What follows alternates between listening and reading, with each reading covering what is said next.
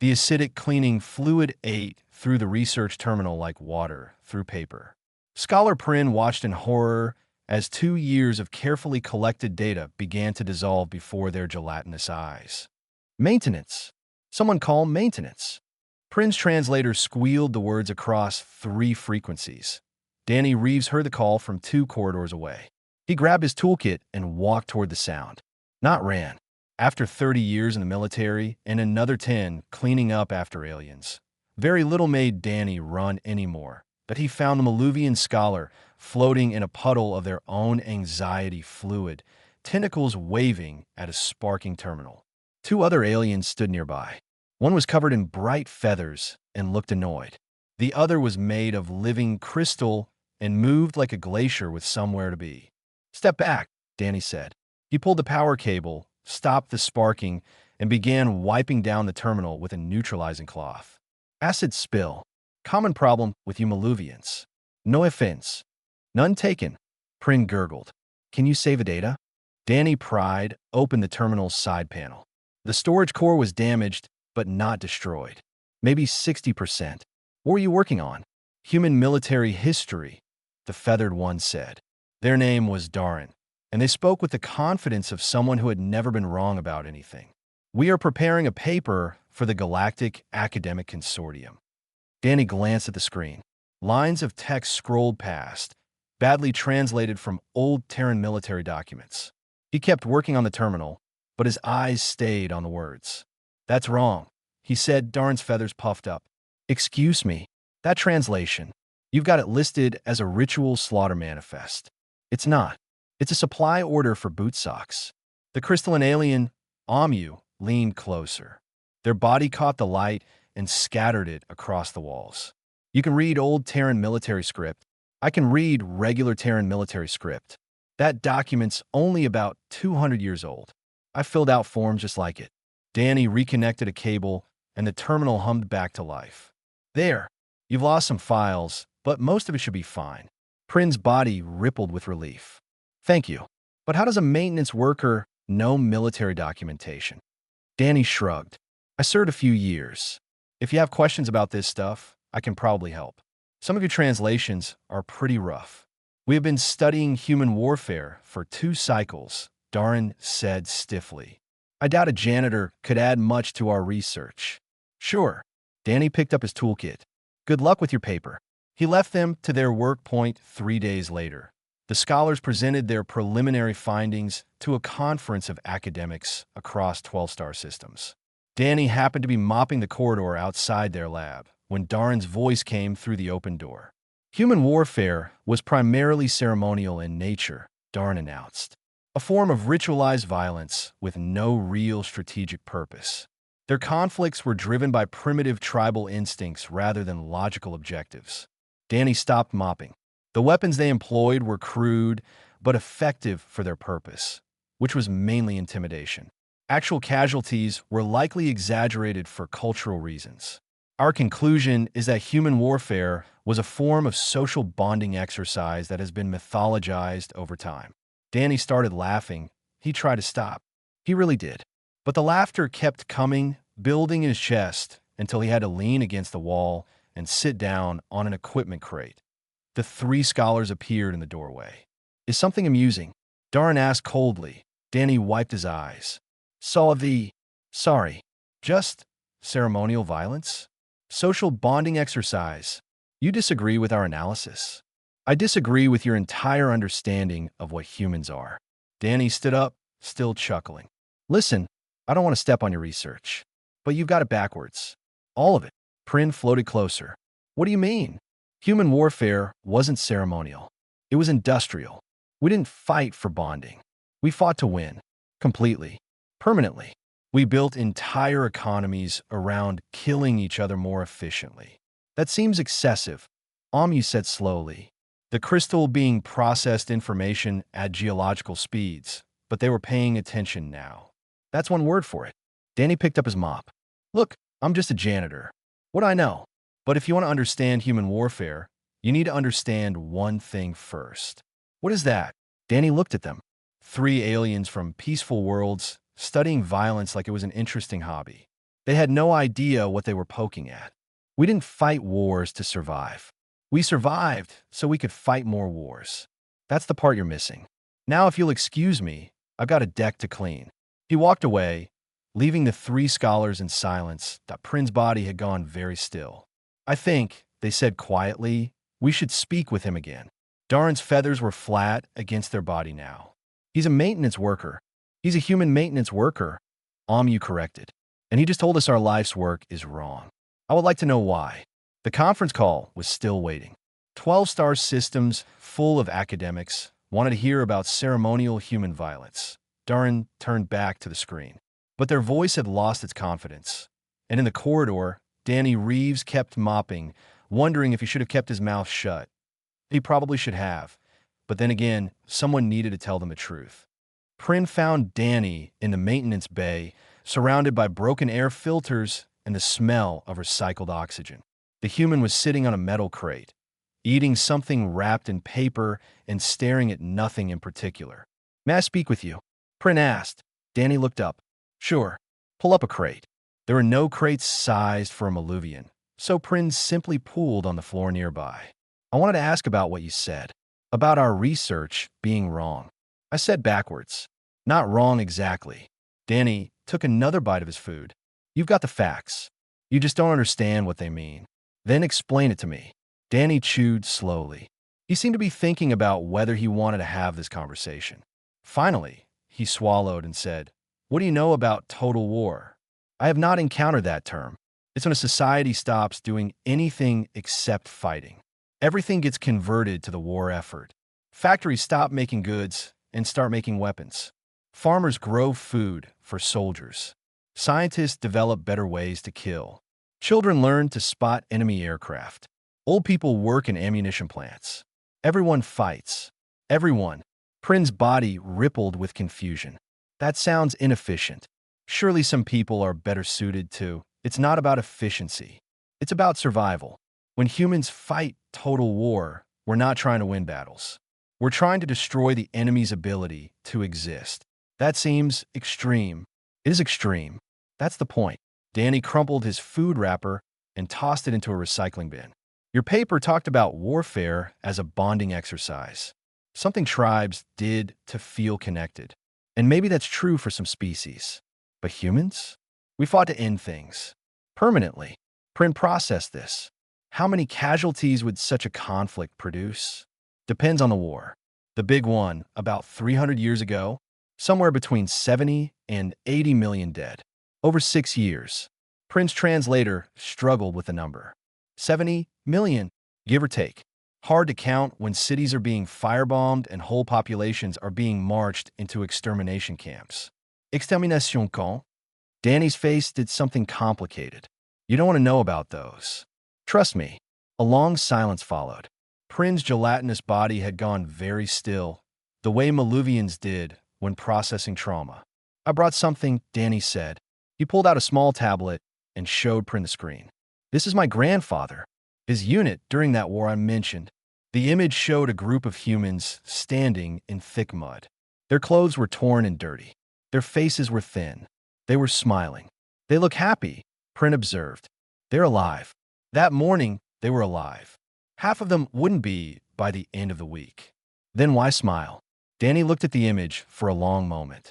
Because when you live with death every day, you learn to enjoy the moments when it hasn't found you yet. That smile isn't happiness. It's relief. It's saying, not today. Today I'm still here. Prin had no response to this. My grandfather survived the war, Danny continued.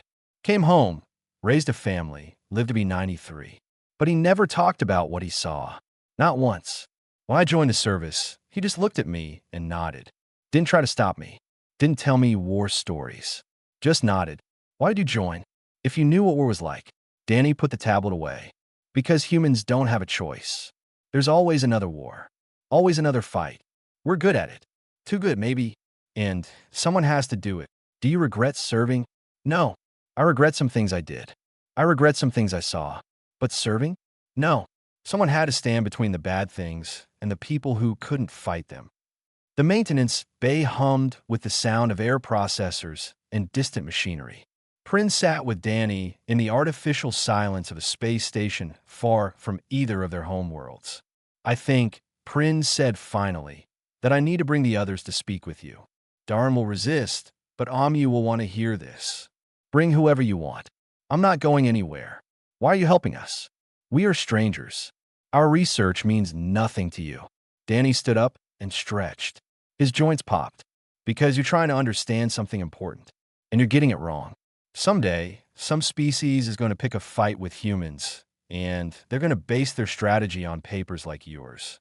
Papers that say we're primitive, ceremonial, not a real threat. And they'll lose. Badly. Because they won't understand what they're dealing with until it's too late. Danny walked to the door. We're not monsters, Prin, but we're not peaceful either. We're something in between. Something the galaxy hasn't seen before. What is that? Danny paused at the door. Survivors. We survived our own planet trying to kill us. We survived each other trying to kill us. We survived everything the universe threw at us. And we did it by learning to fight better than anything else alive. He left Prin alone in the maintenance bay. The Maluvian sat there for a long time, thinking about 70 million dead and soldiers smiling in the mud. Their thesis would need significant revision. Amu had lived for 4,000 years. In that time, the crystalline being had watched mountains form and rivers change course. They had seen empires rise on 3 different worlds and fall on 2 of them. Very little surprised Amu anymore. Danny Reeve surprised them. You built weapons you never intended to use. Amu asked. Their voice was like stones grinding together, slow and deep. That's right. Danny was leaning against a storage container in his small quarters. The 3 scholars had crowded into the space, which was not designed for alien visitors. We called it deterrence. Explain this concept. Simple. We built weapons so terrible that using them would destroy everyone, including us. Then we pointed them at our enemies and said, if you attack us, we'll kill you. And ourselves. And probably the planet. Darren's feathers rustled with agitation. That is insane. It worked. For a while. Anyway, Amu processed this slowly. Among the Turath, wars lasted centuries and resulted in perhaps a few hundred casualties. The idea of building world-ending weapons as a peace strategy was difficult to comprehend. What kind of weapons? Amu asked. Danny pulled up images on his tablet. These are nuclear warheads. We learned to split atoms and release the energy inside. One bomb could destroy a city. At our peak, we had enough to burn the entire planet several times over. The image showed a mushroom cloud rising over a ruined landscape. You used these? Prin asked quietly. Twice. On each other. To end a war. Danny changed the image. After that, everyone built more of them. Bigger ones. Better delivery systems. We aimed them at each other across oceans and waited. Waited for what? For someone to blink. For someone to push the button first. For 40 years, we waited. Darn leaned forward. And no one did. We came close.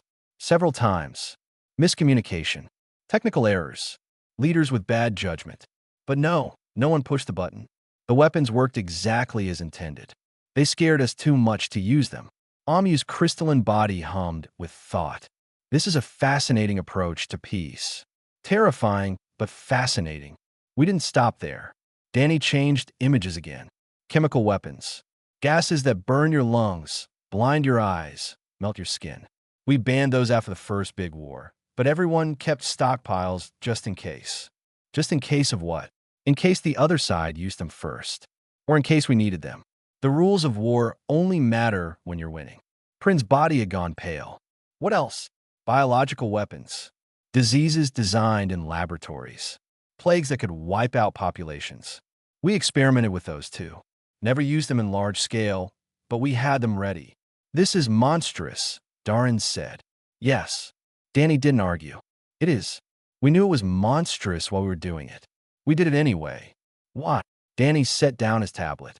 Because the other side might do it first. Because we were afraid. Because humans are very, very good at finding new ways to kill each other and very bad at agreeing to stop. Amu spoke slowly. My people have existed for millions of years. We have never developed weapons capable of ending our species. Your planet isn't trying to kill you every day. Ours was. Predators, diseases, natural disasters, each other. We evolved to fight. When we got smart enough to build things, we built better ways to fight. When we reached space, we brought those instincts with us. Do you still have these weapons? The nuclear ones? Danny nodded. Fewer now, but yes, we'll probably always have them. Just in case. In case of what? Darn demanded. You've joined the galactic community. You have allies now. Trading partners. Why keep weapons that could destroy worlds? Danny looked at the feathered alien for a long moment. Because we remember what we're capable of. Because we know that peace is fragile and fear is forever. Because somewhere out there, something might threaten us again, and we want to be ready. Ready to destroy everything. Ready to do whatever it takes to survive. Danny's voice was calm. Matter of fact. Like he was discussing weather patterns instead of genocide. That's what you need to understand about humans. We don't have limits. Not really. When we're pushed far enough, we'll do anything. Build anything. Use anything. The room fell silent. You asked about human weapons, Danny said. Now you know. We didn't stop at swords and spears. We kept going until we could crack atoms and engineer plagues. And the only thing that stopped us from using them was the fear that we'd destroy ourselves in the process. That is not reassuring, Prince said. It's not meant to be reassuring. It's meant to be true. Danny stood up. You wanted to study human warfare. This is what it looks like. Not ceremonial. Not primitive. Industrial. Scientific. Efficient. Amu's crystals caught the light as they shifted. And you learned all this as a soldier? I learned some of it as a soldier. The rest I learned as a human. Growing up on a planet that tried to kill us until we got strong enough to kill it back. Danny opened the door, signaling that the lesson was over. Tomorrow, Darn said, I would like to discuss psychological warfare, the manipulation of minds. Danny paused. Something flickered across his face.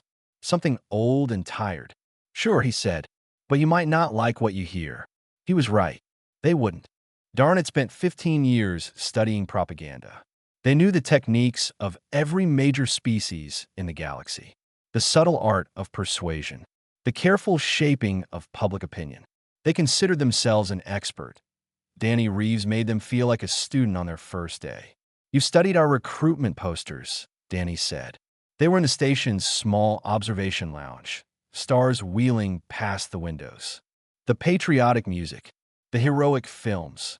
Yes, simple but effective messaging. Appeals to tribal loyalty and masculine pride. That's the surface level. The easy stuff. What you're looking at is what we wanted people to see. Danny poured himself a cup of synthetic coffee. The real psychological warfare happened underneath. Explain. Danny sat down across from the three scholars. Start with dehumanization. Before you can get humans to kill other humans, you have to convince them that the enemy isn't human. They're animals. Monsters. Something less than people. All species do this to some degree, Darn said. Not like we do. We turn it into a science. Propaganda units working full-time to produce images, stories, and rumors that painted the enemy as subhuman. We taught children to hate before they could read. We made it so that killing felt like pest control instead of murder.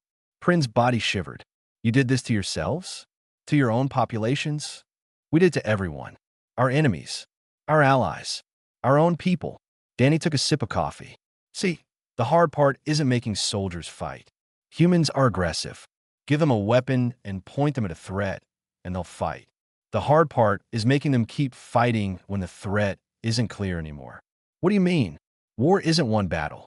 It's years of boredom, fear, and exhaustion. It's watching friends die for ground you'll lose tomorrow. It's knowing that you might not survive the next hour. Danny's voice had gone flat. Clinical. Normal minds break under that pressure. So we learned to rebuild them. Amu's crystals hummed. You altered minds. We trained them. Conditioned them. Boot camp isn't just about teaching you to shoot. It's about breaking down your identity and building a new one. A soldier's identity. Someone who follows orders. Someone who doesn't question. Someone who can kill without hesitation. That sounds like brainwashing, Darn said. It is brainwashing. We just don't call it that. Danny set down his cup. And it works. It works so well that soldiers keep fighting long after any rational person would quit. They fight for the soldier next to them, for the unit, for the identity we gave them. What happens when the war ends? Danny was quiet for a moment. That's the problem. We got very good at teaching humans to fight. We never got good at teaching them to stop. I don't understand. Shell shock, battle fatigue, PTSD, different names for the same thing. When you train someone to live with constant violence, they can't just turn it off. The war follows them home. It lives in their dreams. It echoes in loud noises and crowded rooms. You experience this? Prin asked gently. Everyone who serves experiences it to some degree. Some worse than others. Danny looked out at the stars. I still have nightmares. 30 years since my last combat deployment. And I still wake up reaching for a weapon that isn't there. The room fell silent. Why are you telling us this? Darn asked. This seems personal because you wanted to understand human psychological warfare. This is it. We didn't just break enemy minds. We broke our own. We created systems that produce killers, and then we acted surprised when those killers struggled to become people again. That is tragic, Amu said slowly. It's efficient. Broken soldiers can be replaced. The war machine keeps running. Victory is what matters. Danny's voice was bitter now. At least, that's what we told ourselves. Darren's feathers had flattened completely. You speak as if you disagree with this system. I was part of this system. I was a sergeant. I trained young soldiers. I taught them to kill and to follow orders and to keep moving when their bodies wanted to stop. Danny met Darren's eyes. I was good at it. And I hate that I was good at it. Then why did you do it? Because someone had to. Because if I didn't train them right, they'd die faster. Because the alternative was worse. Danny stood up and walked to the window. You asked about psychological warfare. Now you know, we didn't just fight enemies. We fought ourselves. We tore apart our own minds to become better weapons. An alarm suddenly cut through the observation lounge. Red lights flashed along the walls. What is that? Prin asked, body rippling with anxiety. Danny listened to the alarm pattern. His posture changed. Something in his eyes went cold and focused. Proximity alert. Unknown vessel approaching. He turned toward the door. Probably nothing. Where are you going? To check. Danny paused at the doorway. Stay here. Lock the door behind me. Is this dangerous? Danny almost smiled. Almost. For someone. We'll find out who.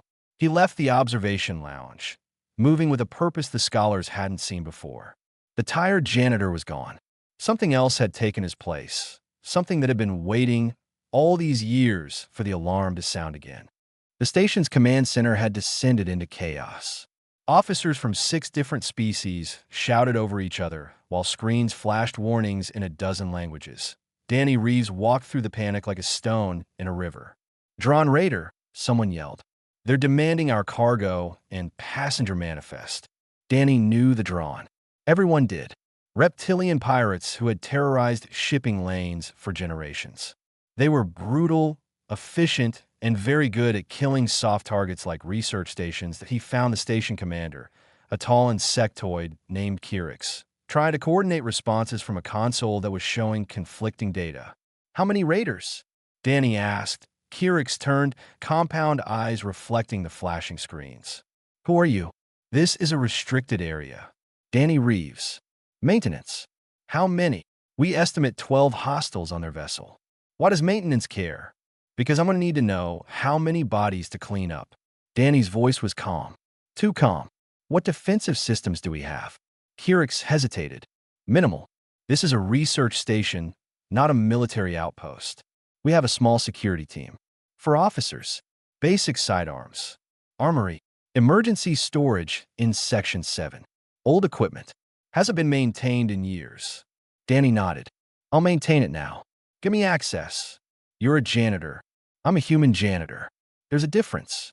Danny met the commander's eyes without blinking. You could try negotiating with the Drawn. Offer them cargo. Maybe they'll leave. Maybe they'll take hostages anyway. Or you can let me do what I was trained to do, which is solve problems. Something in Danny's voice made Kyrix step aside. The insectoid keyed in an access code, and pointed towards Section 7. The security team is there. They're yours to command. Danny was already walking. The armory was a dusty closet with a few weapon racks and a lot of forgotten equipment. 3 security officers waited inside, young and nervous. The fourth was older, a scarred veteran named Rouleau who had seen combat before. Reeves, maintenance, Danny said by way of introduction. Who's in charge here? I am, Rouleau said. What's your experience? 30 years military. 16 deployments. Retired sergeant. Danny started checking weapons, his hands moving automatically through motions he hadn't used in a decade. These rifles haven't been cleaned in 2 years. We'll need 10 minutes to make them functional. We might not have 10 minutes. Then work fast. Danny tossed a cleaning kit to one of the younger officers. Strip it down. Oil the bolt. Check the magazine spring. Do you know how? The officer nodded shakily. Good. Do it. Danny turned to Rouleau. The drone will dock at the cargo bay. Standard entry point. We set up here and here. He pointed at a station schematic on the wall. Crossfire positions. They come through the door. We put them down before they can spread out. They'll have armor. Personal shields. Shields stop energy weapons. These are kinetic. Old human design. The bullets will punch through. Rouleau studied the human for a long moment. You've done this before. Too many times. Danny finished assembling his weapon and chamber round. The sound echoed in the small room. Now let's move. We've got a station to defend. They set up in the corridor leading from the cargo bay. Danny positioned each officer with precise instructions. Fields of fire. Cover positions. Fallback points. He spoke quietly, calmly, like he was explaining how to replace an air filter. When they come through, he said, don't hesitate. First shot counts. Aim for center mass. If they go down, keep shooting until they stop moving. What about surrender? One of the young officers asked. If they surrender, we take them prisoner. But Drawn don't surrender. They'll fight until they can't. Danny checked his weapon one more time. Any questions? Silence. Good. Stay down. Stay quiet. Wait for my signal. They waited. The 3 scholars had ignored Danny's instructions. They followed at a distance and now huddled behind a storage container at the far end of the corridor. Prin wanted to flee. Darn wanted to observe. You simply moved too slowly to do anything else. They watched Danny crouch behind a support beam, perfectly still. His breathing was slow and even. His hands didn't shake. He looks different, Prin whispered. He looks like what he is, Amu replied. A predator waiting to strike. The cargo bay door exploded inward. Drawn raiders poured through, scale bodies gleaming under emergency lights. They were fast, aggressive, confident in their numbers and weapons. Danny fired. The first raider dropped. Then the second. The security team opened up, filling the corridor with thunder. Danny moved between shots, adjusting his aim, calling out targets. Left side. 2 moving up. Rouleau covering fire. Reload, I've got them. His voice never rose above conversational level. He might have been directing a cleaning crew instead of a gunfight. The Drawn tried to push forward. Danny cut them down. He took a hit to the shoulder, spun with the impact, kept firing at IT, was over in less than 3 minutes. 8 Drawn lay dead in the corridor. For had thrown down their weapons and pressed themselves against the wall, hands raised. The station's defenders hadn't lost anyone. Danny sat down against the wall, pressing a hand to his bleeding shoulder. Someone get me a medkit, he said, and a cup of coffee. In that order. Rouleau stared at him. Where did you learn to fight like that? Danny looked at the bodies, then at his bloody hand, then at nothing in particular. Earth, he said. We all learned on Earth. Blood looks different under medical lights. Brighter somehow. More real. Danny watched the station's medical officer seal his shoulder wound with synthetic skin. The pain was distant, filtered through decades of practice at ignoring damaged flesh. The 3 scholars entered the medical bay hesitantly, as if afraid of what they might find. You're alive, Prince said. It sounded like a question. Takes more than a Drawn raider to put me down. Danny flexed his fingers, testing the repair. They never aim for anything important. You were shot. I've been shot before. Different guns. Different wars. Danny swung his legs off the medical bed and stood up slowly, It's not as exciting as the films make it look. Darren was staring at him with an expression the human couldn't read. You killed 8 of them. The security team killed most of them. I just directed traffic. You moved like you'd done this 1,000 times. Not 1,000. Danny found his coffee cup where someone had left it on a nearby table. It was cold now. He drank it anyway. A few dozen maybe. Enough to know the routine. Routine. You repeated the word slowly, crystals humming. You call this routine? For me? Yes. Danny set down the cup. That's what I've been trying to explain. This is what human warfare looks like. Not ceremony. Not ritual. Just work. Efficient, practiced, professional work. The station was still buzzing with activity. Security teams were processing the capture drawn. Damage control crews were sealing the cargo bay. Somewhere, Station Commander Kirix was filing reports that would probably make Danny sound like a hero that he didn't feel like a hero. He felt tired. In the old wars, Danny said, what happened today would barely count as a skirmish. 12 hostiles. For minutes of combat. 1 minor casualty. Back on Earth, that was a slow afternoon. How many did the old wars involve? Prin asked. Medial. On both sides. Every day. For years. Danny looked at his hands. They had stopped shaking, but they still knew the weight of weapons. They always would. I told you about 70 million dead in one war. That's just the count we could verify. Real number was probably higher. Every day, Darren repeated. You fought like this every day. Some people did. Frontline soldiers. My grandfather was one of them. He survived 4 years of daily combat against an enemy that wanted to wipe his people off the face of the earth. Danny's voice was matter of fact. He came home, raised a family, never talked about what he saw. How does a species survive that? Barely. And we never let ourselves forget what we're capable of. Danny picked up his jacket from a chair and put it on carefully, favoring his wounded shoulder. That's the lesson you should take from today. Not that humans are savage or primitive. We're not. We're precise. We're efficient. We're professional.